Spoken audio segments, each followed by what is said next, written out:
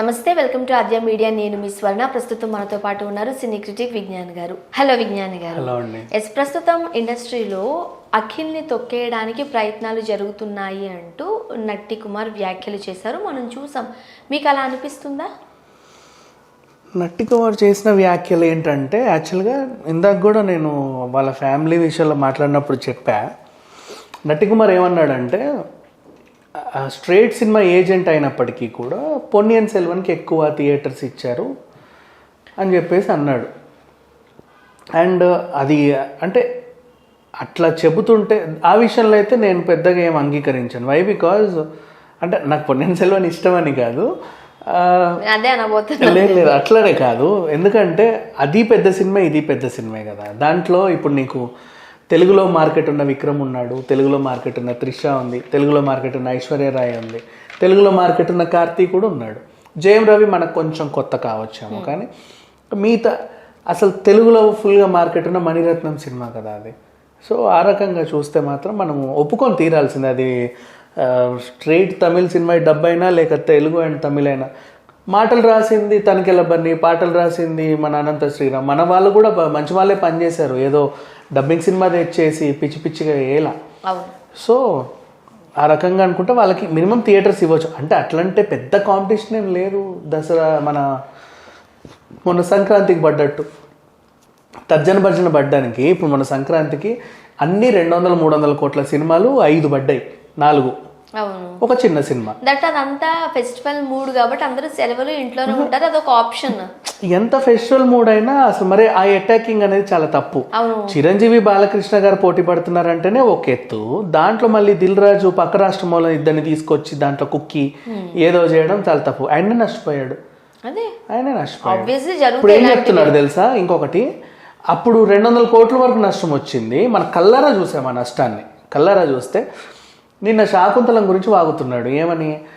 నాకు శాకుంతలం ఇప్పటివరకు నా ఇన్నేళ్ళ కెరీర్లో ఇంత నష్టం నేను ఎప్పుడూ చూడలేదు. మరి ఆయన వచ్చి ప్రమోషన్స్ చేసుకున్నారు కదా అని మరి కొంతమంది సినీ విశ్లేషకులు అంటున్నారు. అదే అంటున్నా, శాకుంతలం ఆయన కొన్నాడు. ఆయన పూర్తి ప్రొడ్యూసర్ ఏం కాదు, సగము గుణశేఖర్ ఖర్చు పెడితే తర్వాత లైన్లోకి నువ్వు వచ్చావు, ఏదో చేసావు. అండ్ అది కూడా నువ్వు ఇంట్రెస్ట్తో వచ్చావు, ఏదో అవార్డులు వస్తుందేమో, ఆస్కర్కి వెళ్తుందేమో అని చెప్పేసి ఆనందపడి వచ్చావు. అది నీ తప్పేలే. కానీ అంటే నువ్వు దగ్గరుండి తీసుకున్న వారసుడు ఏమైంది, నువ్వు దగ్గరుండి కొన్న తెగింపు ఏమైంది, అసలు వారసుడు ఏమైంది ఫస్ట్ ఆఫ్ ఆల్. మరి ఆ రకంగా చూసుకుంటే సరే. అసలు విషయానికి వస్తే అఖిల్ని తొక్కేయడానికి ప్రయత్నం చేస్తున్నారు అని చెప్పేసి అన్నాడు థియేటర్ల విషయంలో. సో అదే థియేటర్ల విషయంలో అంటే ఇప్పుడు 2 రకాల థియేటర్లు, 2 సినిమాలు కదా, ఎందుకు ఆడుతాయి. నువ్వు 50-50 ఇచ్చినా దేంట్లో ఉన్నా ఉంటుంది. ఈయన వెర్షన్ ఏంటంటే 70% థియేటర్స్ దీనికి ఇవ్వాలి, 30% దీనికి ఇవ్వాలి. కాకపోతే వీళ్ళు ఏం చేశారు, 30% దీనికి ఇచ్చి 70 ఇచ్చారు. ఇది కూడా తప్పే. 50-50 ఇచ్చినా పర్వాలేదు అనేది అనిపించవచ్చు. స్ట్రైట్ తెలుగు సినిమాని తొక్కేశాడు ఒక పెద్ద ప్రొడ్యూసర్ అని చెప్పేసి అన్నాడు. సరే పోనీలే, ఎందుకంటే ఇంతకుముందు ఆయనకి నష్టం వచ్చి ఉంటుంది పొన్నియిన్ సెల్వన్ 1లో, ఇప్పుడు 2లో భర్తీ చేయాలనుకున్నాడు. బట్ ఏదేమైనా అఖిల్ సినిమా డివైడ్ టాక్ తెచ్చుకున్న తర్వాత ఇప్పుడు వీకెండ్ కలెక్షన్స్ మనకి ఇంపార్టెంట్.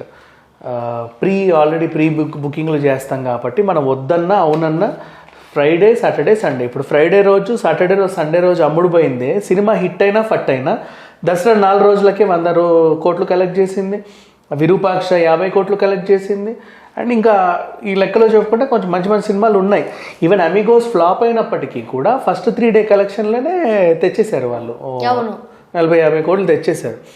అది ఉంటుంది, ఎందుకంటే ముందే టికెట్లన్నీ కొని అమ్ముడుపోతాయి కాబట్టి. అమ్ముడుపోతున్న కొద్దీ వాళ్ళు ఇంకా షోలు పెంచుకుంటూ ఉంటారు మల్టీప్లెక్స్లలో. ఇప్పుడు 8:50 ఫర్ ఎగ్జాంపుల్ ఐమాక్స్ 8:15కి ఒక షో ఉంది, 8 o'clock షో అనుకో. అది టికెట్ ఫుల్ అయిన వెంటనే మళ్ళీ 8 o'clock ఇంకో షో పెడతాడు, మళ్ళీ అదే 8 o'clock ఇంకో షో. అట్లా 8 o'clockకి మొన్న వచ్చిన మేజర్ సినిమాకి 6-7 షోలు వేసాడు అని చూసా. సో అట్లా ఉంటాయి, ఆ విధంగా పెంచుకుంటూ ఉంటారు.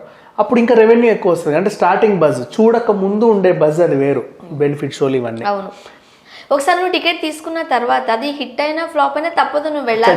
చూస్తాం కదా ఏదో ఒకటి, నువ్వు వెళ్ళకపోయినా ఎవరన్నా పంపిస్తావు, కానీ టికెట్కి అయితే న్యాయం జరిగింది కదా, కొన్నాం కదా, సీట్ ఖాళీగా ఉన్న డబ్బులు అయితే వచ్చాయి కదా వాళ్ళకి.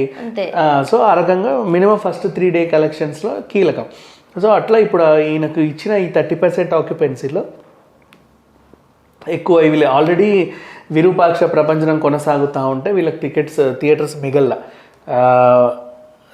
ఇచ్చిన ఆ కొద్దిపాటిలో మిగతాని పొన్నియిన్ సెల్వన్ లాక్కెళ్తే ఈయనకి ఇన్ని ఇచ్చారు. ఆ 4 అగ్గిపెట్టెల్లో ఇందులో 2 అందులో 2 టికెట్లు తెగ వీళ్ళకి చిల్లరే వచ్చింది. ఆ చిల్లర వీళ్ళకి సరిపోవు, ఇంకా ఎక్కువ వచ్చేదాన్ని మీరు దీన్ని అడ్డుకున్నారనేది ఈయన వాదన. అంటే పాపం వాళ్ళు 40 వరకు వచ్చి పెడదామని ముందుకొచ్చి అది కాస్త 80 కోట్లు అయ్యి 80 పెట్టిన తర్వాత వాళ్ళకి ఎంతో కొంత రావాలా. కనీసం 40 వచ్చినా సురేందర్ రెడ్డి నష్టం సురేందర్ రెడ్డికి ఇచ్చి అట్లీస్ట్ ఈయన సేఫ్లో ఉంటాడు కదా సుంకర వాళ్ళు. సో ఆ రకంగా వీళ్ళు అనుకున్నారు పోనీ 40 రాకపోయినా. సో పోనీ 40 రాకపోయినా 3 రోజులకి అంటే ఎట్లా విరూపాక్ష కంటిన్యూ అవుతుంది, పొన్నియిన్ సెల్వన్ ఉంది కాబట్టి అంత రాకపోయినా అట్లీస్ట్ 12, 13, 15 crores అన్న వస్తాయి కదా. 3 రోజుకి 5 కోట్లు చొప్పున. వీకెండ్ కలెక్షన్స్ చాలా ఇంపార్టెంట్. సో ఆ రకంగా చూసుకుంటే దాన్ని కూడా గ్రాప్ చేయలేకపోయింది అనుకోవచ్చు కదా ఏజెంట్. ఎందుకనంటే ఇప్పుడు చిన్న సినిమాలు కూడా పెద్ద పెద్ద ప్రపంచం సృష్టిస్తున్నాయి. బలగం ఫస్ట్ ఎవరేమనుకున్నారు, ఏం కాదులే అనుకున్నారు. బట్ ఎంతవరకు దాన్ని తీసుకెళ్ళి ఎప్పటికీ మాట్లాడుకుంటారు ఊర్లో. ఇప్పటికీ బలగం షో వేస్తే చూడడానికి చాలా మంది రెడీగా ఉన్నారు, 10వ సారి అయినా సరే చూడడానికి. బట్ అఖిల్ ఆ వరకు లాగలేకపోయాడు అన్నది కూడా నటి కుమార్ వ్యాఖ్యలు ఏంటంటే వాళ్ళకి ఇవ్వాల్సిన థియేటర్లు ఇవ్వలేదు అని. ఇప్పుడు చూసిన వాళ్ళు ఏమంటున్నారంటే ఇవ్వకపోయి మాకు మంచి పని చేశారయ్యా అని. ఆల్రెడీ లాస్ట్ వీక్ ఉండగా సినిమాలు కంటిన్యూ చూసినా కూడా చూస్తున్నారు. మళ్ళీ ఏ పాత సినిమా వేసినా చూస్తాం కానీ ఇది మాకు బాగా టార్చర్ పెడుతుంది అని చెప్పేసి అన్నారు. ఇప్పుడు విరూపాక్ష దరిదాపుగా చాలా మంది చూసేసారు, అయినా మళ్ళీ చూస్తున్నారు. ఇప్పుడు వీకెండ్ వచ్చిందంటే మళ్ళీ చూడడానికి రెడీగా ఉన్నారు, రైట్? అంటే సినిమా ఒకవేళ ప్రజలకు కనుక నచ్చింది అనుకో చూస్తున్నారు సెకండ్ టైం, థర్డ్ టైం కూడా. ఎంత వేరే సినిమాలు కూడా లేవు కాబట్టి. సో ఇప్పుడు విషయం ఏంటంటే మళ్ళీ ఇంకొకటి ఇంత ఉన్నది నాకు ఒకటి నచ్చలేదు ఏంటంటే కొన్ని థియేటర్స్లో సింగిల్ స్క్రీన్ ఏదో మల్టీప్లెక్స్లో పొన్నియిన్ సెల్వన్ 1 మళ్ళీ రిలీజ్ చేసే తప్పండి. బాహుబలి టైంలో కూడా రిలీజ్ అవుతుందంటే పార్ట్ 1 మళ్ళీ వేసారు. వేసిన తర్వాత పార్ట్ పుష్పకి కూడా నాకు తెలిసి పార్ట్ 2 కంటే ముందు పార్ట్ 1 మళ్ళీ ఒకసారి అట్లా రిలీజ్ చేస్తారు. సో దీన్ని చూడని వాళ్ళు దీన్ని చూసి అటు వెళ్ళి ఛాన్స్ ఉంది కదా. ఈవెన్ ఆ రక్త చరిత్ర ఇట్లాంటివి అయితే మనకు 1 వీక్ గ్యాప్ లోనే రిలీజ్ చేశారు కాబట్టి మనకు పార్ట్ 1 పార్ట్ 2 సంవత్సరాలు అయ్యాయి కాబట్టి కాస్త ఎంతో కొంత మర్చిపోతున్నాం. ఆఫ్ కోర్స్ ఛానల్స్ గుర్తు చేస్తున్నాయి అనుకోండి అప్పుడప్పుడు టీవీలో వేసి. టీవీలో గుర్తు చేసినప్పుడు బట్ పొన్నియిన్ సెల్వన్ రాలేదు అనుకుంటే ఇప్పుడు రాలేదు, ఓటీటీలోనే లేదు. అదే అంటున్నా. సో ఎవరికైనా తెలిస్తే మనం కమెంట్ రూపంలో పెట్టచ్చు, నిజంగానే లేదు. సో ఆ రకంగా చూసుకుంటే ఓవరాల్గా మన అఖిల్కి మాత్రం అన్యాయం జరిగిందని ఈయన ఫీలింగ్. బట్ నా ఉద్దేశం ఏంటంటే అఫ్కోర్స్ థియేటర్స్ ఎక్కువ ఇచ్చుంటే బాగుండు, కానీ ఆ థియేటర్స్ ఇచ్చింది అటువంటి థియేటర్స్ కూడా గ్రాబ్ అవుతాయన్న నమ్మకం లేదు. ఎందుకంటే హిట్ టాక్ వస్తే మల్టీప్లెక్స్లోనే స్క్రీన్లు పెంచుతారు, ఫ్లాప్ అయితే మల్టీప్లెక్స్లో అవన్నీ క్యాన్సిల్ చేసి ఒకటి ఇస్తారు. సో ఆ ఇన్కమ్ పోతుంది అంటే, కానీ సింగిల్ స్క్రీన్ ఇన్కమ్ మాత్రం 1 వీక్ వరకు అలాగే ఉంటుంది. ఉన్నా చచ్చినా చూస్తారు, అది పెద్ద విషయం ఏం లేదు. సో ఆ రకంగా పెద్ద అన్యాయం అయితే ఏం జరగల. కాకపోతే ఏంటంటే వీళ్ళందరి వల్ల ప్రొడ్యూసర్కి అన్యాయం జరిగింది. Thank you so much. Thank you.